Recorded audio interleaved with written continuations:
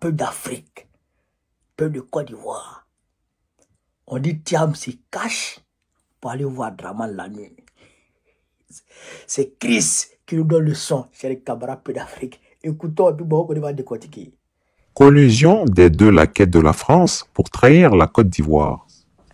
Tout sur les rencontres secrètes d'Alassane Ouattara et de Tidiane Thiam à Abidjan. Comment les militants du PDCI sont en train d'être vendus au vieux grigou par leur président. Je suis formel.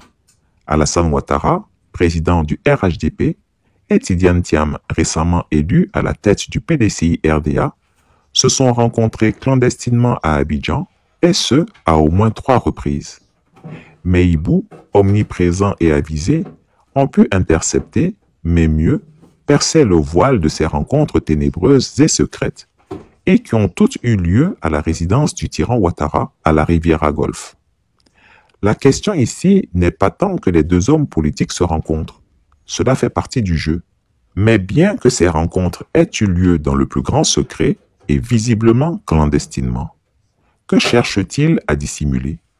Pourquoi se cache-t-il de l'opinion publique, là où d'autres hommes politiques, tels notre Woody national Laurent Gbagbo, ont toujours assumé leurs audiences publiquement au grand jour? Pourquoi Tidiane Thiam se faufile-t-il sous le couvert de la nuit pour aller roucouler avec le vieux grigou? Et encore plus intriguant, pourquoi ces rencontres échappent-elles au radar de la presse française, habituellement si prompte à dévoiler la moindre conversation entre Laurent Gbagbo, Nadi Bamba ou Guillaume Soro avec Alassane Ouattara? Si les militants du PDCI avaient un temps cru que Tidiane Thiam s'inscrirait dans l'optique de consolider le PDCI et de le porter au pouvoir, qu'il se détrompe vite. Il est en train de négocier activement une fusion du PDCI au RHDP dans l'espoir d'obtenir le strapontin de vice-président de la République, le poste actuellement occupé par Koné Tiemoko Mélié. Tidiane Thiam n'a pas l'âme d'un guerrier, mais celle d'un asservi. Quel dommage. L'héritage du sphinx de Daoukro est en train d'être dilapidé. Le président Bédié est vraiment mort et les morts n'ont pas droit à la parole.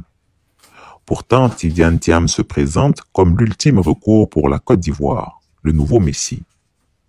En effet, lors de son discours du 7 août 2024, il avait martelé, et je cite, « Si je me suis présenté à la présidence du PDCI, c'est pour barrer la route à ceux qui n'ont rien appris du passé récent de notre pays. » Fin de citation. Il affirmait que les Ivoiriens étaient épuisés par les querelles, les injures et la violence politique, rappelant qu'en 1999, lorsque le PDCI avait quitté le pouvoir, la Côte d'Ivoire était classée 125e en termes d'indice de développement humain, IDH. Après plus de 10 ans de gouvernance Ouattara, le pays se retrouve maintenant à la 159e place. Derrière ces paroles maîtrisées, la réalité est tout autre. Tidiane Thiam n'est qu'un pion d'Alassane Ouattara. C'est à sa demande expresse et insistante que le despote des lagunes l'a reçu discrètement à sa résidence de la Riviera Golfe depuis juillet 2024. 2 appels téléphoniques ont suivi en août, le dernier portant sur les relations de Tidiane Thiam avec les partis de l'opposition. Alassane Ouattara lui aurait confié que Pascal Affi-N'Guessan ne pesait plus grand-chose politiquement, malgré son attachement au FPI. En septembre 2024, une nouvelle rencontre nocturne a eu lieu où Thiam aurait sollicité les conseils de l'octogénaire supermenteur pour gérer les tensions avec Jean-Louis Billon. Votre candidature à la présidentielle de 2025, c'est une volonté qui est inébranlable. Ah oui. Quoi qu'il advienne, moi, vous partez. Je me suis programmé pour ça. D'accord, ça veut dire que si le PDCI ne vous choisit pas, vous y allez quand même. Oh, il aura du mal à ne pas me choisir. Ah, mais si jamais. Vous pourriez vous présenter en indépendant? Je vais vous dire, je suis très démocrate, mais ce que je ne supporterai pas, c'est qu'on choisisse un candidat comme ça, la levette, en pensant qu'il peut gagner. Si je sens que ce candidat va nous amener à la défaite, à ce moment-là, je changerai de stratégie. Il est crucial de noter que ces échanges se déroulent toujours tard dans la nuit, à partir de 23 heures. Pour prouver que ce que je dis est vrai, je vais rappeler à Tidiane Thiam comment il se déguise pour aller rencontrer Alassane Ouattara. Oui, vous avez bien entendu. Lors de ses visites secrètes, il est venu avec une Toyota Prado bleu nuit, flambant neuve, sans plaque d'immatriculation. Il était accompagné d'un chauffeur et d'un garde du corps, mais sans escorte. Et tenez-vous bien, il portait une casquette de la NBA pour passer inaperçu. Que Thiam ose dire que c'est faux. A-t-il vraiment cru qu'il échapperait à mes radars? Que nenni. Sa grande taille l'a trahi dès son entrée dans la résidence du vieux dictateur. Ce qui se trame ici n'est rien de moins qu'une vaste manœuvre orchestrée par deux vassaux de la France, prêts à tout pour se partager le pouvoir en Côte d'Ivoire. Dans l'ombre, Thiam et Ouattara manigancent sous l'œil bienveillant du colon français, cherchant à perpétuer un système d'asservissement politique.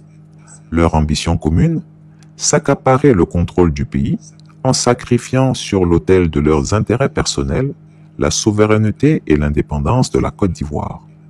Mais ce jeu de dupes va plus loin. En acceptant de s'agenouiller devant Alassane Ouattara, Tidiane Thiam tourne le dos à ses militants et à l'héritage du président Bédié, un homme qui s'est battu toute sa vie pour préserver l'autonomie et la dignité du PDCI. Nous avons fait un choix difficile et courageux, celui du règlement définitif de notre dette extérieure, au terme de l'actuel et dernier plan d'ajustement structurel. Nous en aurons fini avec 20 ans de tracasserie, d'ingérence dans l'élaboration de notre budget. Notre budget assujetti au paiement de cette dette. Au cours de ces années, on nous a dicté des objectifs d'équilibre des finances publiques que bien des pays développés ne parviennent pas à atteindre. La fusion avec le RHDP serait non seulement un acte de soumission, mais une trahison profonde envers Henri Konan Bédié et tout ce qu'il représentait.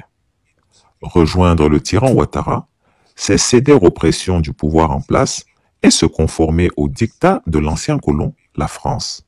Se conformant aux instructions d'Emmanuel Macron, qui a demandé à ses deux laquais de ne pas s'affronter et de tout faire pour s'entendre, Thiam est en train de négocier un gentleman agreement avec Alassane Ouattara dans le but d'une transmission du pouvoir sans véritable bataille électorale. Son plan est simple. Il accompagne le vieux Grigou pour un 4e mandat et en retour, celui-ci le nomme vice-président destiné à lui succéder en 2030. Ainsi, il accédera au pouvoir d'État sans coup férir, comme ce fut le cas quand il a voulu prendre la tête du PDCI-RDA. Il a été imposé à la tête du vieux parti par la nomenclatura baoulée du centre, qui a éliminé la candidature de Maurice Kakou-Gikawe, un BT, et tenu à l'écart Jean-Louis Billon.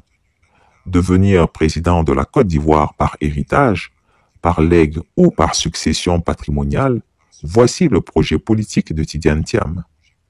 Que l'opposition ivoirienne ne soit pas dupe. Thiam ne les conduira nulle part.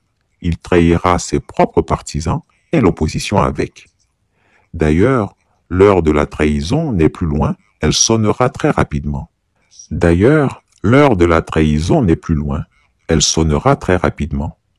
Si le PDCI venait à fusionner avec le RHDP, ce serait la pire des trahisons envers l'héritage du président Bédié. Toute l'œuvre de sa vie, sa lutte pour un PDCI indépendant et puissant, sera réduite à néant. Est-ce que vous considérez qu'il a trahi le pacte que vous affirmez avoir passé avec lui lorsque vous avez accepté de ne pas être candidat lors de la dernière élection en 2015, un pacte selon lequel le candidat pour la prochaine élection prévue en 2020 serait issu de votre parti? Lui a affirmé, continue à affirmer, qu'il ne vous a jamais fait cette promesse. Qui ment? Je n'emploierai pas des mots trop fort comme trahi. Pas loin quand Je même. dirais qu'il y a eu des manquements